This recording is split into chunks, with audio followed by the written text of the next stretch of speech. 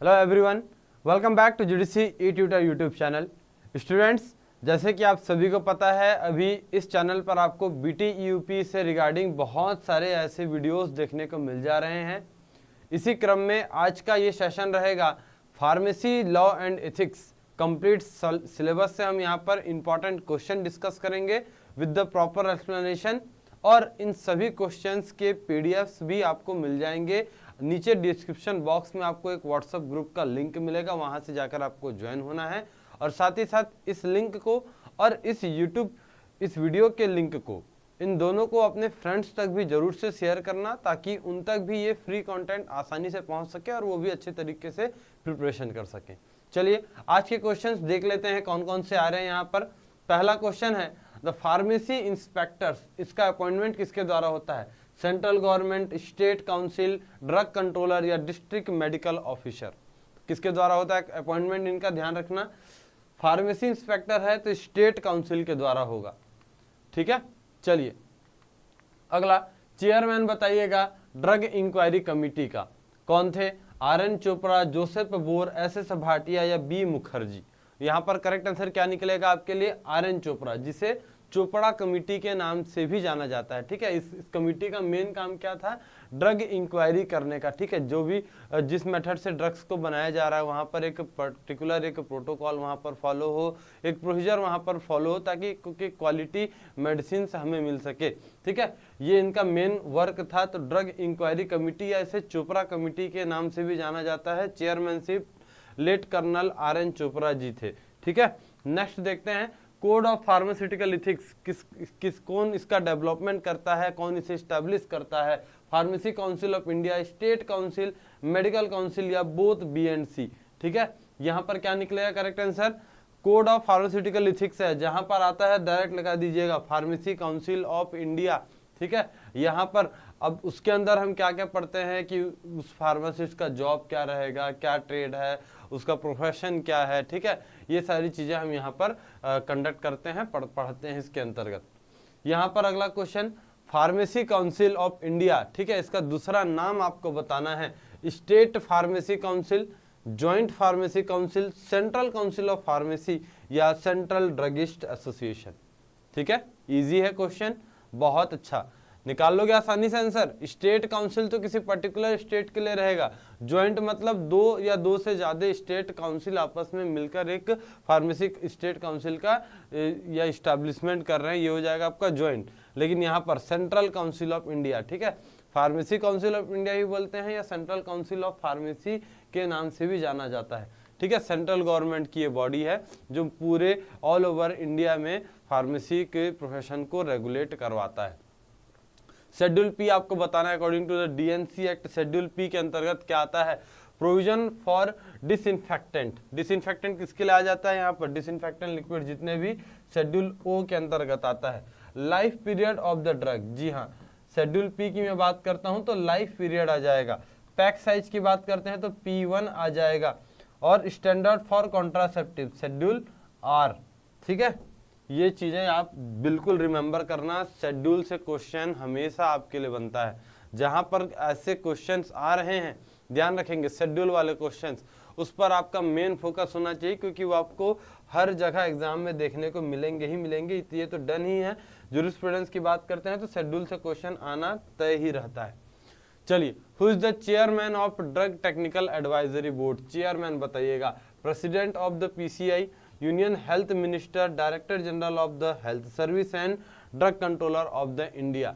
DTAB के बारे में बोला गया है, ठीक है। यहाँ पर करेक्ट आंसर क्या निकलेगा? एक्स ऑफिशियो मेंबर होते हैं director general of the health service, और यही इनके चेयरमैन भी होते हैं, ठीक है। ये इनके एक्स ऑफिशियो मेंबर भी हैं और इनके चेयरमैन भी हैं। तो इन पर आपको मेंबर्स पर आपको खास ध्यान रखने की जरूरत है। कुल मिलाकर कितने मेंबर हो रहे हैं? 18 मेंबर, जिसमें से 8 एक्स ऑफिशियो मेंबर, 5 नॉमिनेटेड और 5 इलेक्टेड मेंबर्स, ठीक है।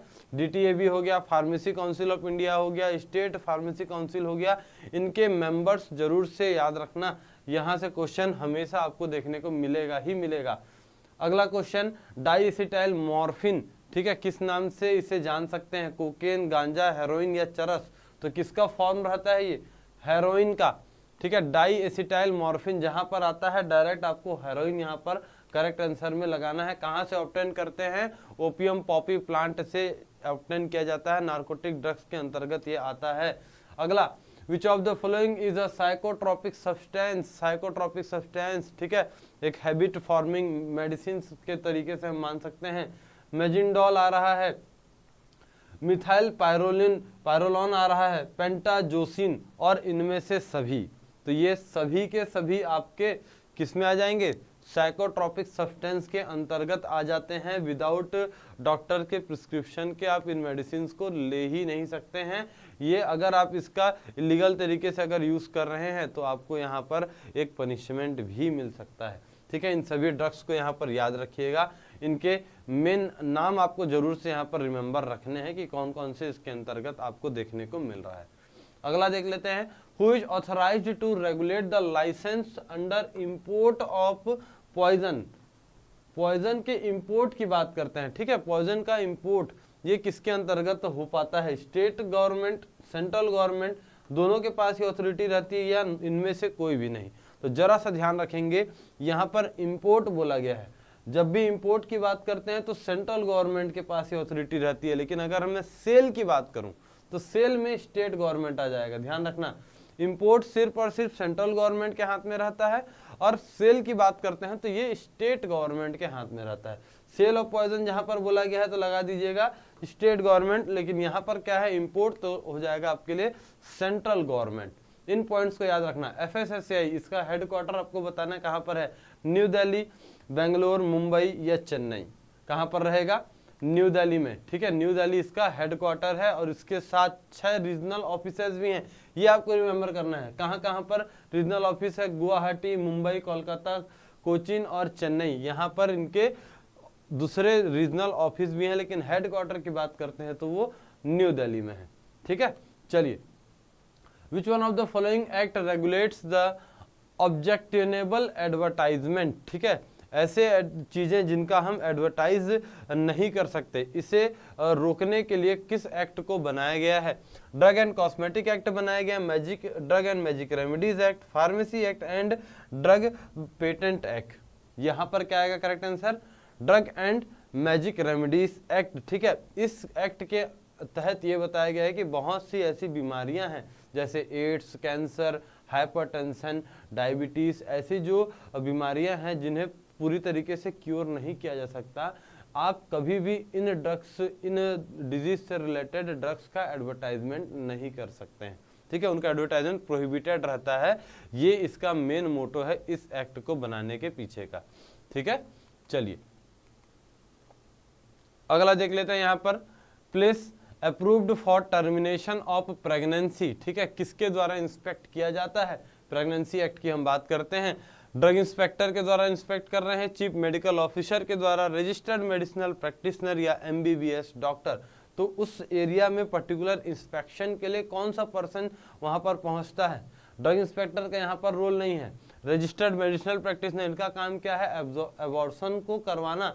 MBBS डॉक्टर ये भी वहीं पर रहेंगे, लेकिन इंस्पेक्शन के लिए कौन जा रहा है? CMO, याद रखेंगे, चीफ मेडिकल ऑफिसर, ये वहां पर इंस्पेक्शन के लिए पहुंचते हैं। फिर बोला गया है प्लेस वेयर प्रेगनेंसी में बी टर्मिनेटेड, कौन कौन से एरियाज को गवर्नमेंट के द्वारा अप्रूवल मिला है वहां पर हम लीगल तरीके से प्रेगनेंसी को अबॉर्शन करवा सकते हैं? गवर्नमेंट हॉस्पिटल्स में।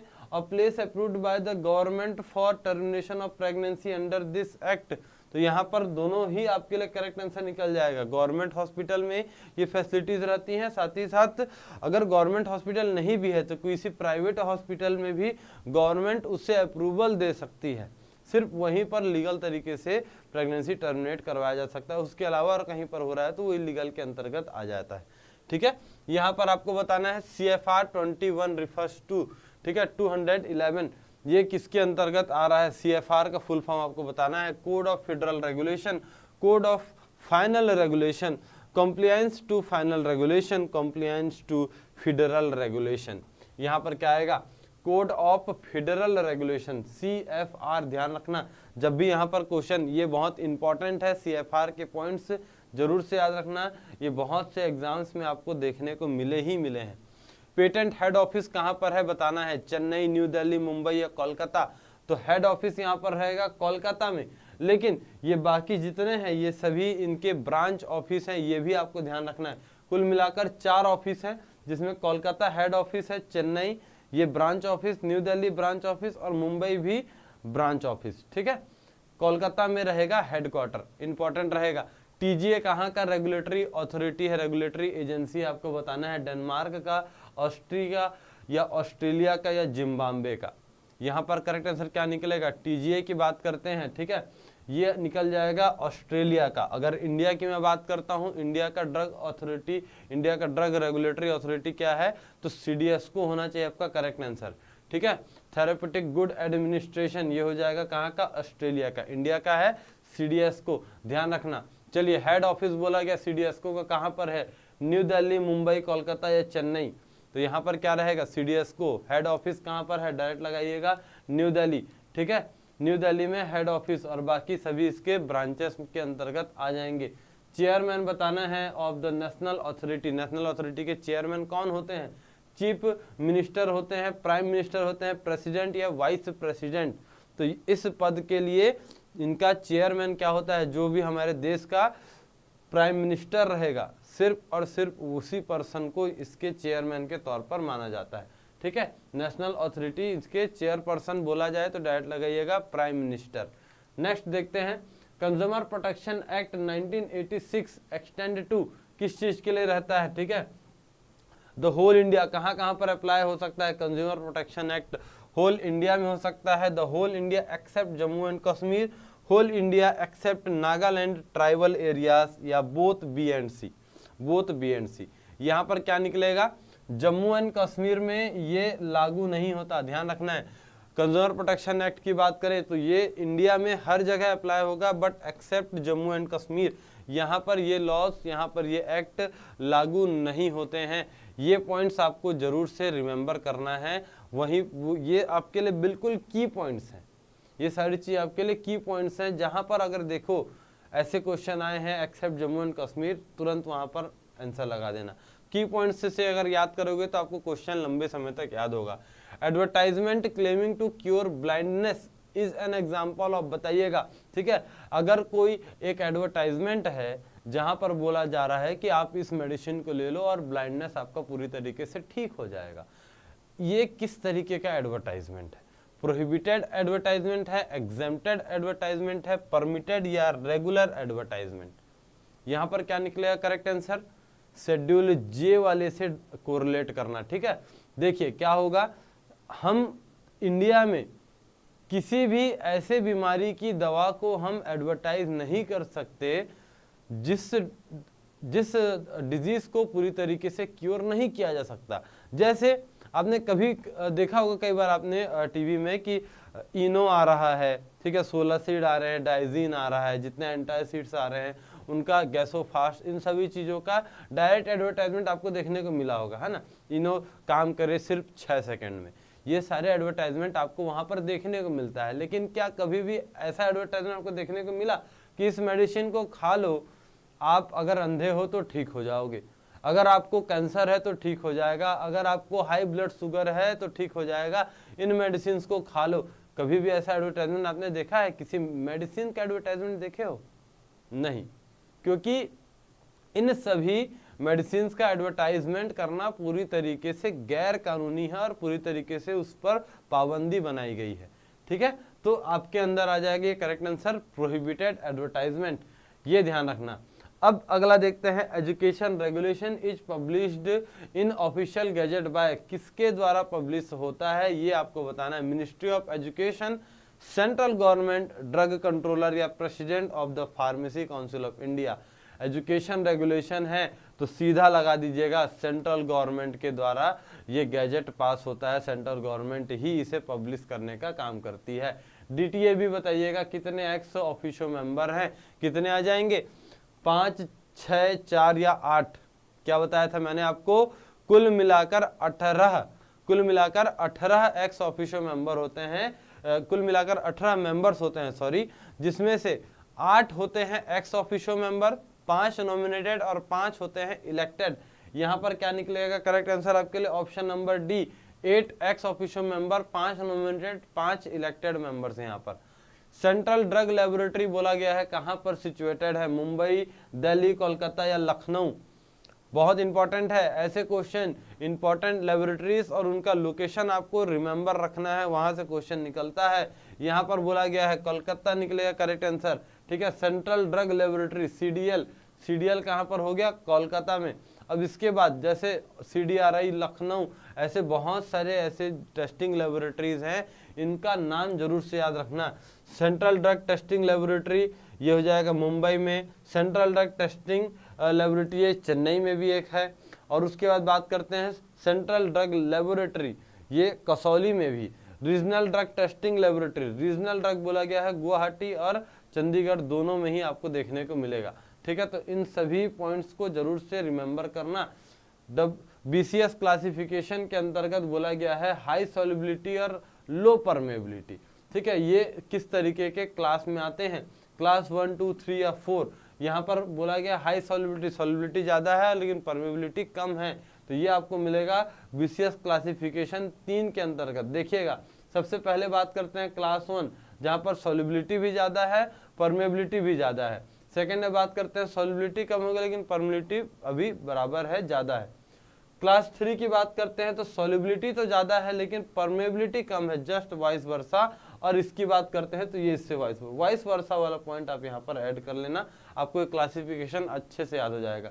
यहाँ पर दोनों है, यहाँ पर दोनों लो। यहाँ पर सेकंड नंबर में आ जाएंगे तो सॉल्युबिलिटी लो है तो यहाँ पर सॉल्युबिलिटी हाई है, यहाँ परमेबिलिटी हाई है तो यहाँ पर परमेबिलिटी लो है। तो इसे क्रॉस बना के आप इसका क्लासिफिकेशन याद कर सकते हो। और ये कुछ इंपॉर्टेंट इसके ड्रग्स हैं, ये भी आपको जरूर से रिमेंबर करते हुए चलना है।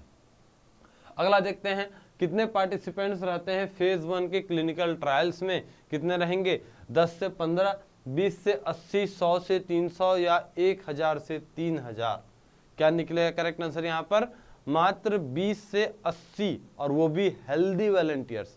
याद रखना फेज 1 बोला गया है तो हेल्दी वॉलंटियर्स रहते हैं, और इस पर हम ड्रग का सेफ्टी पहले चेक करते हैं, ठीक है। यहाँ पर ध्यान रखेंगे ड्रग का सेफ्टी हम पहले चेक करते हैं, फिर आगे बढ़ेंगे तो 100 से 300 में फेज 2 आ जाएंगे जिसमें कि पेशेंट रहते हैं, याद रखेंगे।